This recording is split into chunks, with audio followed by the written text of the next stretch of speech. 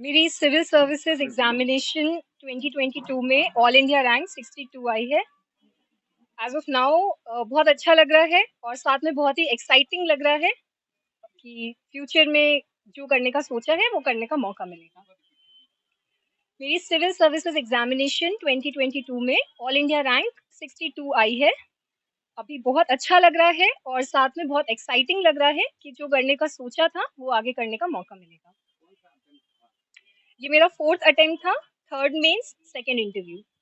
आप इसके लिए आपका जो मोरल बूस्ट किया कैसे हुआ, कुछ एक्सपीरियंस आपके जब चाइल्डहुड से आपने ऐसा गोल सेटअप किया अपने लिए? बचपन में मेरे फादर ने मेरी न्यूज़पेपर रीडिंग की हैबिट डाली थी और जब आप न्यूज़पेपर खोलते हैं तो सबसे ज़्यादा आपको लोकल न्यूज़ में दिखता है कि कैसे डिस्ट्रिक्ट मजिस्ट्रेट्स ने ये काम किया, एसपी ने ये काम किया। तो मेरा मेन मोटिवेशन वहाँ से आया। फिर जब हम बड़े होते गए और आपको चीज़ें दिखती हैं तो आपको लगता है कि हाँ, आपके पास सपोर्ट सिस्टम है तो आप मेहनत करिए और कोशिश करिए कि आप भी एडमिनिस्ट्रेशन का हिस्सा बने। वो मेरा मोटिवेशन था। थैंकफुली मेरे पास सपोर्ट सिस्टम भी है। मेरे पेरेंट्स, मेरी सिस्टर, मेरी एक्सटेंडेड मैटरनल फैमिली, मेरे सारे टीचर्स, मेरे सारे फ्रेंड्स इतने स्ट्रॉन्ग सपोर्ट सिस्टम के साथ आई थिंक कि मुझे करना चाहिए था और किया। स्कूलिंग कहाँ से हुई आपकी? मेरी स्कूलिंग फातिमा स्कूल गोंडा से है। उसके बाद हमने ग्रेजुएशन किया है इकोनॉमिक्स ऑनर्स में SRCC Shri Ram college of commerce Delhi university से। उसके बाद अभी हम पोस्ट ग्रेजुएशन कर रहे हैं जवाहरलाल नेहरू यूनिवर्सिटी से इकोनॉमिक्स में मास्टर्स। कौन सी प्रॉब्लम आपको लग रही है जो आप एज आईएएस सॉल्व करना चाहोगे? बहुत सी प्रॉब्लम्स हैं और वो डिपेंड करेगा कि पोस्टिंग कहाँ पे होती है और बाकी ट्रेनिंग कैसे होती है। पर एज अ सिटीजन अभी तक जो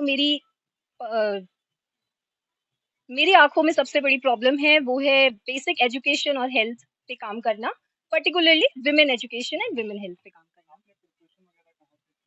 12th लाइक ग्रेजुएशन के बाद आपने प्रिपरेशन कहाँ से की? प्रिपरेशन के लिए एक साल हम दिल्ली में थे। बहुत सारे कोचिंग इंस्टीट्यूट से आपको हेल्प मिलती है, आप मॉक्स देते हैं, मटेरियल यूज करते हैं, तो बहुत सारे का योगदान है। बट ओवरऑल सेल्फ प्रिपरेशन ही होती है। एटलीस्ट मेरी जर्नी में सेल्फ प्रिपरेशन रही है। उसके बाद कोविड आ गया तो हम 2 साल से घर पे ही थे और उसके बाद फिर मास्टर्स करने के लिए अभी हम फिर से दिल्ली में ही थे। तो दिल्ली गोंडा ऐसा रहा, पर मोस्टली सेल्फ प्रिपरेशन ही रही है। अभी जैसे हमने आपको बताया कि मेरा बचपन से सपना था सिविल सर्विसेज, पर्टिकुलरली आईएएस।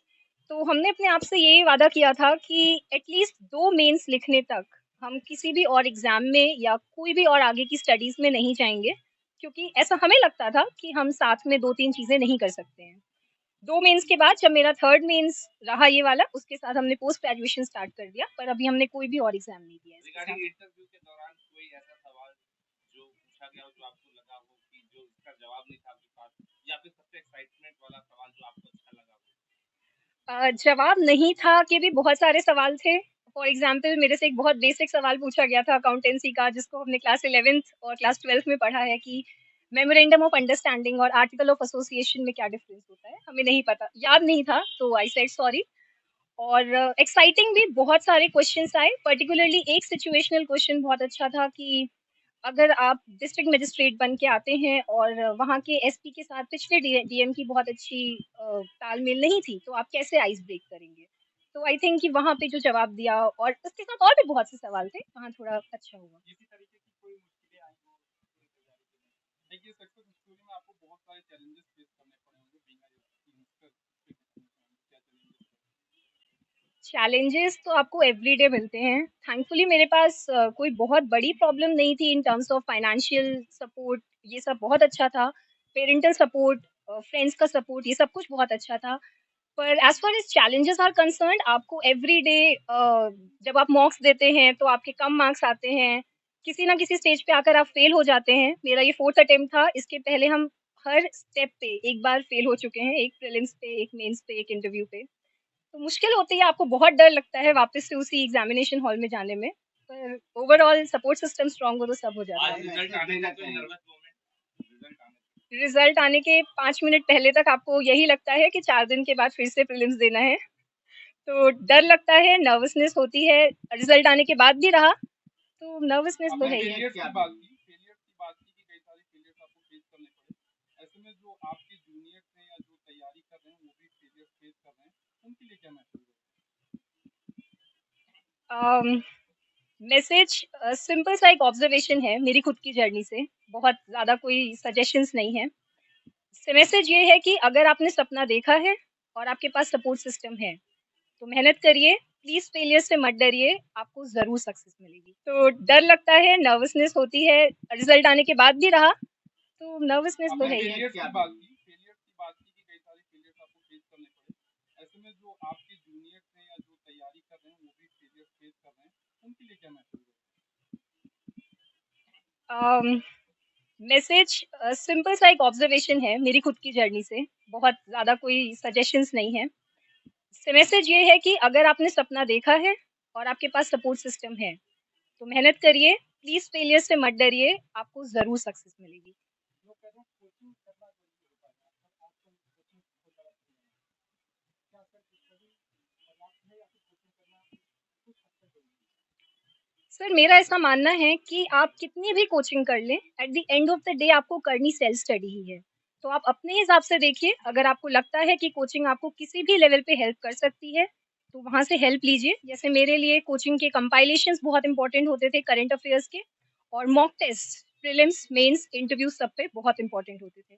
पर at the end of the day self study होती है। वन लास्ट क्वेश्चन कि सबका एक कोई लकी चैम्प होता है, तो आपका क्या? मेरी सिस्टर है। उसने I think she was the biggest supporter मेरी पूरी जर्नी में, और सारे मेरे एटलीस्ट इस बार के तो मेरे सारे पीडीएफ उसने ही खोल के नाम चेक किया है, तो she is my lucky champ. आपकी मदर भी टीचर रही हैं जी। और सेम स्कूल में जहाँ तक स्टडी भी करा बच्चों पढ़ाती है, तो वहाँ से आपको मतलब क्या लगता है कि वहाँ से भी कुछ आपको लगा हुआ होगा वहाँ से? अगर आपके पेरेंट्स टीचर्स हैं, कोई भी पेरेंट, तो ट्रस्ट मी आप बहुत डिसिप्लिन लाइफ जी रहे होंगे, आपको पता होगा। तो मेरी मदर का वो डिसिप्लिन, वो डेडिकेशन, पंक्चुअलिटी, ये सब वैल्यूज बहुत बचपन से ही बिल्डअप हुई। और एक फोकस ऑन एजुकेशन, बाकी सब चीज़ों को पीछे रखो, एजुकेशन को सबसे आगे रखो, वो मेरी मदर ने एक वैल्यू इंस्टॉल की मेरे अंदर। क्या कभी डांटा आपके पेरेंट्स ने? सबको डांट पड़ती है, रोज डांट पड़ती है, अभी 5 मिनट पहले डांट पड़ी है। पढ़ाई के लिए फॉर्चुनेटली नहीं पड़ी,